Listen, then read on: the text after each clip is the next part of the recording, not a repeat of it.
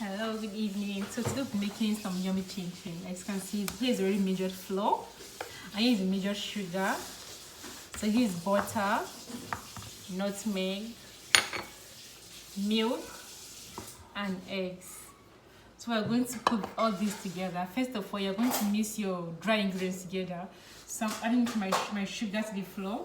I've done that. Then the nutmeg.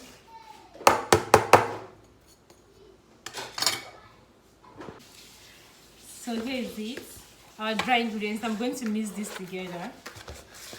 And don't forget, if you make the first time, like if you are trying it for the first time, you can use this recipe I use, like the cups I used. Then if it's not too sweet, you can add more sugar in your next try. So don't forget that. Here's, I've already mixed it, the dry ingredients. This is flour, sugar, nutmeg. You can put a pinch of salt, optional, depending on how you want it.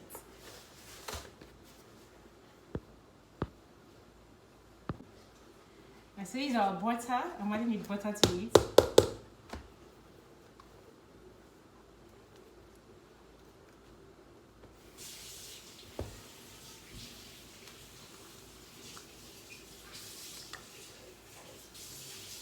So at this stage, I'll use my hand. If you're using mixer, it is fine. You can use your mixer for this. With the dough hook. So I'm going to mix this together. There is the butter and the flour, dry ingredients. I'll add in my egg by making a hole here. So I made a hole at the center of it. I did my 1 egg to it. As you can see, this is my 1 egg. And here's a cup of milk. This is a cup of milk I'm adding to it. I added everything to it. So I'm going to mix everything together to form a dough. I'm going to form a dough. After forming the dough, I'm going to transfer this to the surface and knead for 2 to 5 minutes. Less than 5 minutes, like 2 to 4 minutes. Chinchin doesn't need over mixing. Once you have your soft dough, you can flatten it and start cutting into your desired shapes.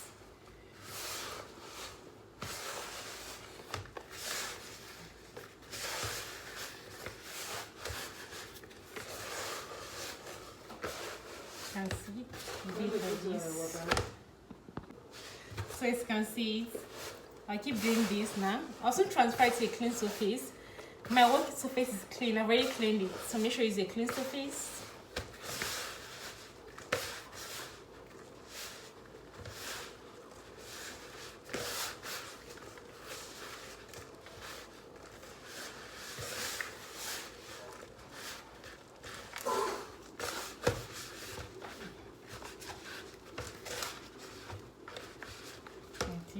You can see the dough is forming already.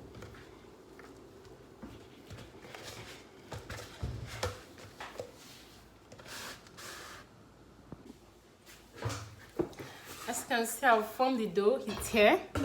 So I'm going to transfer it to this working surface. Before you do that, sprinkle some flour to your surface. You sprinkle some flour to it so you can knead it well. Don't forget, chinchin doesn't need over kneading. Over mixing too. If you're using your mixer, you have to be careful not to over mix it. Make sure you add everything together, put everything together and mix it. And by doing so, make sure you measure your ingredients. Even though so, it will be too soft. The dough will be too soft. And once the dough is too soft, you won't have a nice chinchin. Like to be sticking to the surface when rolling it. Even when mixing it with your hand, just do it carefully. You can add your water carefully, because we have different type of flour. Some flour absorb water, while some don't absorb water. You can believe that I use a cup of water here, but to you, I don't know the type of flour you're using. You could use more water, and that's why I say you should add it gradually. You could use less water or more water than I used, but just keep doing it gradually. Make sure you have your thick dough. But first of all, start with a cup of water, add it gradually, then add more when needed. So our dough is ready. I'm going to flatten it now. You're going to use your cutter for this, for equal sizes. You can also use your knife if you have a knife. Like if you have a, everyone has a knife. You can use a cutter. If you don't have a cutter, you can use your knife or scissors. A clean new scissors. So our dough is ready. Use a small portion Chinchin I'm making. If you want to make a bigger portion, you double your recipe.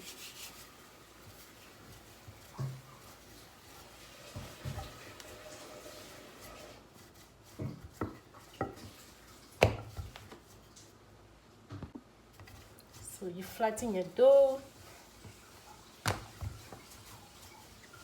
Make sure you add some flour to the surface to make your work easy. Flatten it very well. And this chinchin can be preserved for long, at least a month, in a airtight container. Yeah, airtight container.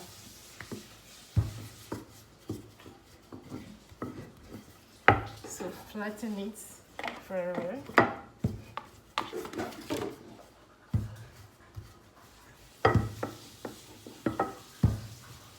Take it round, bring it this way. Just keep taking it to have your smooth round dough shapes. You can add some dough flour to this too, your rolling pin. So as you can see, it's well mixed. So I'm going to flatten it again.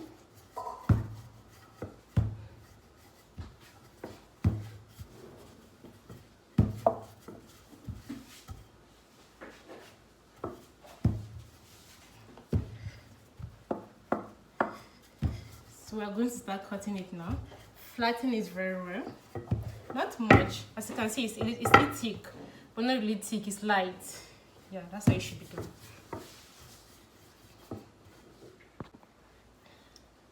So here's my pizza cutter. They call it the pizza cutter or any cutter. This will be using for to cut your chinchin. So as you can see very well, yeah. So I'm going to place it here. Look at it. Let me place the camera away, sorry. So I'm going to cut the edges out. But I'll be using it later. If you can see my hand. So I just remove the edges. I just want to have some equal sizes. So I keep this aside. I'll come back to it later. You can start with these little ones if you want. You cut it like this. So you can see it's our chinchin. So first, look at your cutter. You place it down. You take it down. You do this for everything. This is one of the easiest method.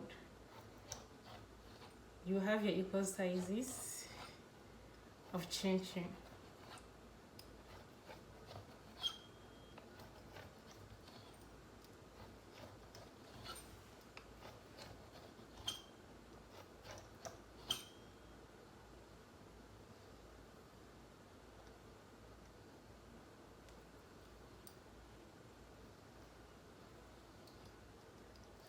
Press it down. You take it straight. You can get a pizza cutter from any baking shop where they say baking suppliers and everywhere. If you don't have that, you can use your knife to do this. So here is it.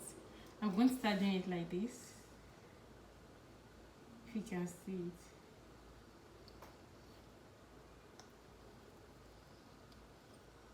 That's why your surface needs enough flour. If not, so this will stick to it, to the flour. You won't be able to remove it. So doing this generally, you need enough. Your surface needs enough flour, not dry, not wet, so it does not stick to it. And also your dough determines this. Your dough, yeah. If your dough is too light, it will stick to the surface.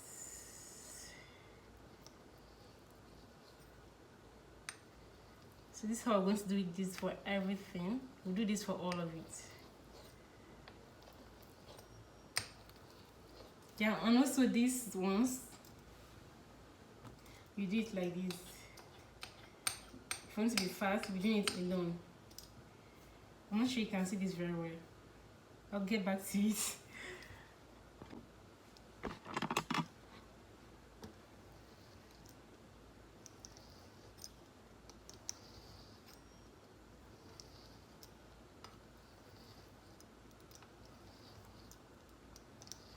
So we're done.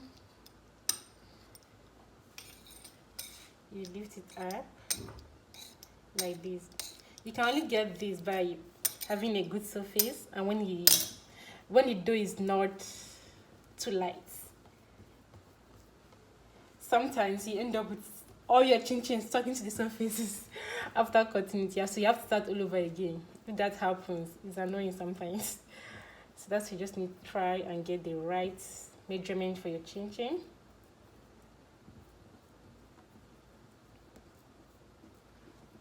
I'm being careful here so it does not, I don't scatter it.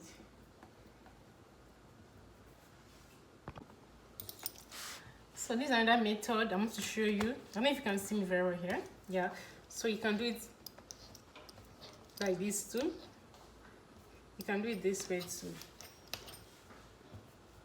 To know what you are doing, if you are afraid that they're going to stick to each other, so you do it like this too. This is how you do when you're using your knife. This way. You can see it very well. You can do it like this too. And it requires deep frying. Make sure you have enough oil in your frying pan. Not low heat. Yeah, no, just medium, like average, so that it does not soak oil. And make sure you put your chinchin into the oil when the oil is hot. Then keep stirring it to have a uniform color and the chinchin well cooked from the inside. So that's it.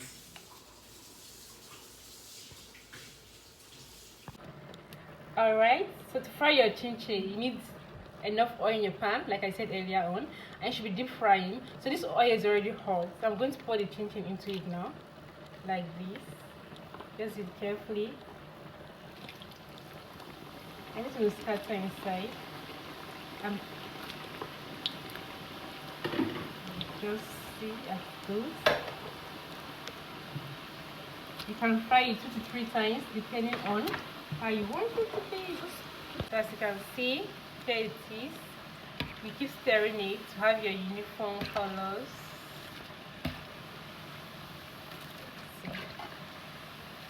Make sure you fry it on a medium heat, not too low. Don't allow it to soak oil, like I said. Once your oil is hot, before pouring your chinchin, you're going to have a perfect chinchin that is not soaked in oil. Don't forget to keep stirring it. If you don't stir it, you have some parts brown. As you can see, it's almost ready. Keep stirring it and bring it out earlier so it doesn't get too dark. Some people like their chinchin brown or brown like light, anyhow you want it. Once it's fried enough, bring it out. But I like my brown. I'm going to leave it for a short time, then bring it out. Your chinchin is ready. You can bring it in. Here. So you scoop it and put it in your strainer.